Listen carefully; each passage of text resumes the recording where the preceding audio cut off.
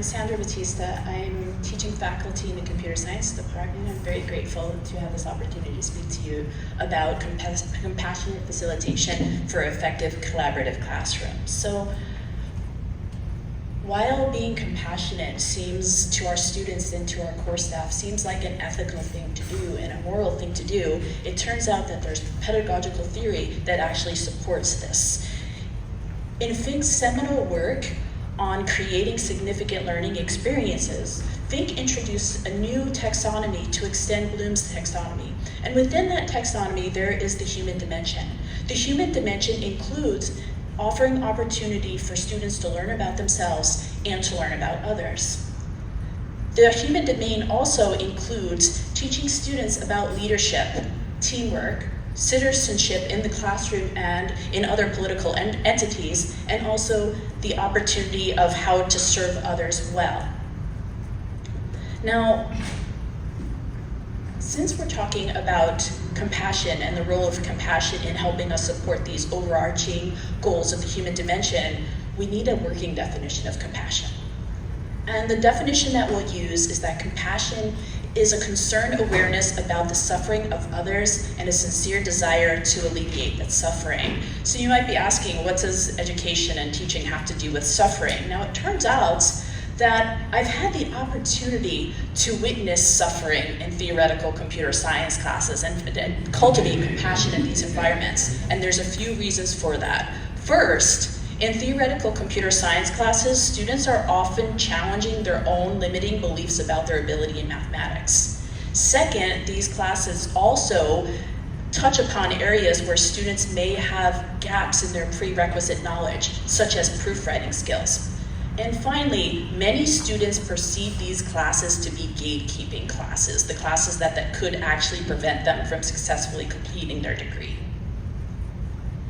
The interventions that we'll be discussing were developed over nearly a decade in 3 different environments. So first, in USC and at Princeton in large discrete mathematics classes, I inaugurated the use of undergraduate course assistants, first at Princeton in an inaugural theory lab, which had students working in the same, similar to how they would tutor in a programming lab. We had a dedicated space where undergraduates would tutor each other in the evenings. At USC, we also had inaugural collaborative clinics in class where we had undergraduates helping us in problem-solving sessions in class. And then here at UCLA, we've been using learning assistants. This was the inaugural use in an upper division theory class, and also student learning pods. Some key aspects of these interventions is that, one, the students are getting the benefit of peer instruction, and we also have focused on careful training in order to make these interventions successful. So how do we actually train our core staff with compassion? At the heart of this is compassionate language. So when we're doing a core staff training, inclusive and respectful language is non-negotiable, but we need to go further. We work very carefully to eliminate the use of alienating language. In math classes and then also in theoretical computer science, it's often common to use the terms trivially or obviously when there's details of a proof that experts would not need to communicate. However, we've found that students would find such language alienating. So we're very careful that we do not use that when we're interacting with students. We also train the core staff in challenging students' limiting self-talk. So for example, if a student is stuck on a problem and does not believe they can solve it, the core staff is trained in order to reframe the student's discussion into their current understanding of the problem and where they need to go in order to successfully complete the problem. And finally, we're very careful in how we give feedback to the students. It's critical, constructive, and very specific technical feedback. And what this does is this honors the contribution that students are already able to make and helps refine their technical validity so they can reach the solutions to where we want them to reach. Okay. As a concrete example, this is an example of a problem that we give students. So we'll give students 2 algorithms that can generate a type of subgraph called a minimum spanning tree, or MST. We'll give the students Kruskal's and Prim's algorithm, and then we'll also give the students a tie-breaking rule. And we'll ask the students to use proof by contradiction in order to prove that both algorithms will produce the same minimum spanning tree under their tie-breaking rule. And so, without delving into technical details, we start developing our feedback such that the students will understand where they need to develop knowledge and also how they will be evaluated on such questions. So in this specific example, some of this technical feedback will involve prerequisite proof knowledge. For example, can the student understand what a proof by contradiction is? Demonstrating knowledge of both algorithms, prims and cruscles, and the key properties, the cut and the cycle property. And then we'll also ask students to explain why do we need this tie-breaking rule. And finally, we will encourage students to show some contradiction in order to complete the proof. So this is how we ground our discussion in students.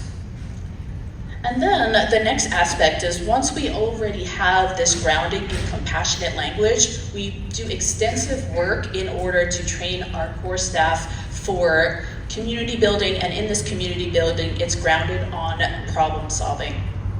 And so one common problem that we had, especially at Princeton, is that other faculty were skeptical that we could actually train undergraduates enough in order to facilitate collaboration on theoretical material and to do so in such a way that they wouldn't just give the students the answer. So we had a few very powerful interventions for this. The first intervention was role-playing. Every week we'd have weekly meetings in which members of the core staff would play different roles. One member of the core staff would play the presenter and the others would play students. And we would go over all of the course material doing this, asking questions as though we were students and interrupting each other constantly. The benefit of this was that we actually made sure that all the core staff is well versed in the material and had some practice in actually dealing in real time with what might happen when they interact with students. What we learned from this is that being well prepared is a form of compassion toward our students.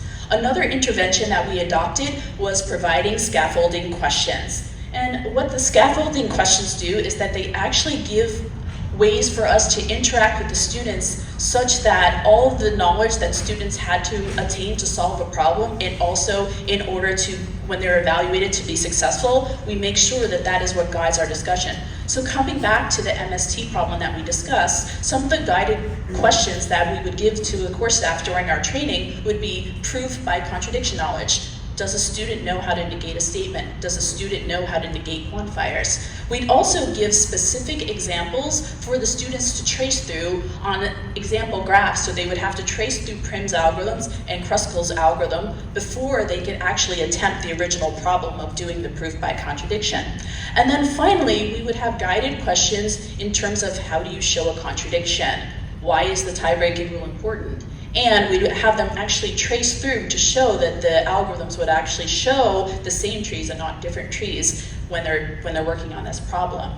So what we've actually gained from this is that we've shown students by modeling this behavior that you can actually develop technical mastery and compassionate leadership at the same time.